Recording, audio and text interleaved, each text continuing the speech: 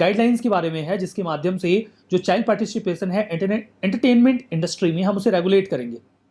National commission for protection of child right यानी कि NCPCR ने अभी हाल ही में ड्राफ्ट गाइडलाइंस जारी की हैं उन बच्चों के लिए जो एंटरटेनमेंट इंडस्ट्री में काम करते हैं। आपने देखा होगा टेलीविजन में कई सारे बच्चे काम करते हैं, मूवीज में, सिनेमा में, रियलिटी शोज में।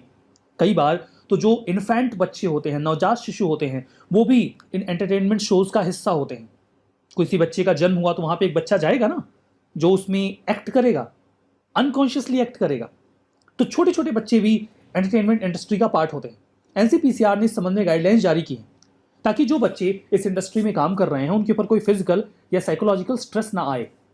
कवरेज में देखिए कौन कौन से ऐसे प्रोग्राम्स हैं एंटरटेनमेंट इंडस्ट्री के जो इन गाइडलाइंस के एम्बिट में आएंगे, जैसे reality shows, serials, news and informative media, movies जो ओटीटी पे कंटेंट जाता है, सोशल मीडिया का कंटेंट, कमर्शियल एंटरटेनमेंट एक्टिविटीज जिसमें बच्चे शामिल होते हैं, ये सब इस गाइडलाइन के एम्बिट में आ जाएंगे। क्या प्रोविजंस हैं? सबसे पहले तो अकाउंटेबिलिटी की बात करते हैं।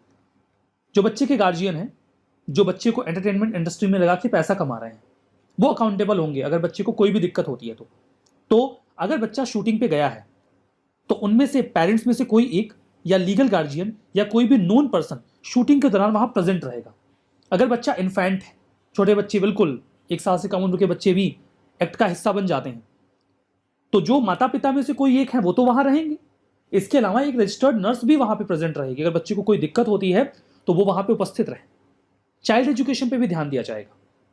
यहाँ पे प्रोड्यूसर जो उस शो को बना रहे हैं उनकी जिम्मेदारी होगी कि वो इस बात को देखें कि जो बच्चा उनके शो में काम कर रहा है उसका स्कूल मिस ना हो, उसको न्यूट्रिशियस फूड मिले, वाटर मिले। ये सारी चीजें उस प्रोड्यूसर की जिम्मेदारी होगी। मैंडेटरी रजिस्ट्रेशन जरूरी होगा डिस्ट्रिक्ट मजिस्ट्रेट के पास जो भी बच्चे एंटरटेनमेंट इंडस्ट्री में काम कर रहे हैं।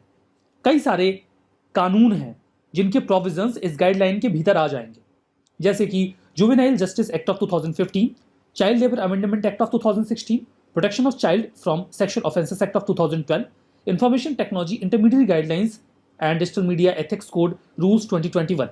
ये सब इस गाइडलाइन का हिस्सा होंगे। कौन सी एक्टिविटीज होंगी जो प्रोहिबिटेड होंगी? किसी भी बच्चे को अल्कोहल कंज्यूम करते हुए नहीं दिखाया जाएगा, स्मोकिंग करते वक्त नहीं दिखाया जाएगा, या कोई भी ऐसा सब्सटेंस या कोई भी ऐसी एक्टिविटीज जो एंटी सोशल है उसमें उन्हें एंगेज नहीं दिखाया जाएगा।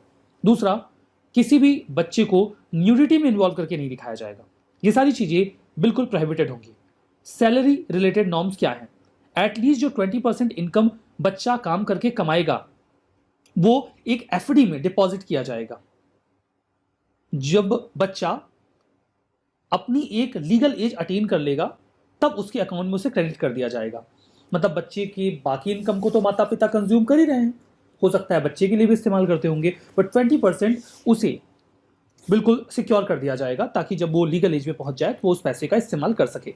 ठीक है, तो ये तो बात हो गई। यहाँ पर देखिए, अगर इन गाइडलाइंस को फॉलो नहीं किया जाता है तो पीनल प्रोविजंस भी होंगे जो कि काफ़ी सख्त है। गाइडलाइंस को वायलेट करने पर जेल तक हो सकती है।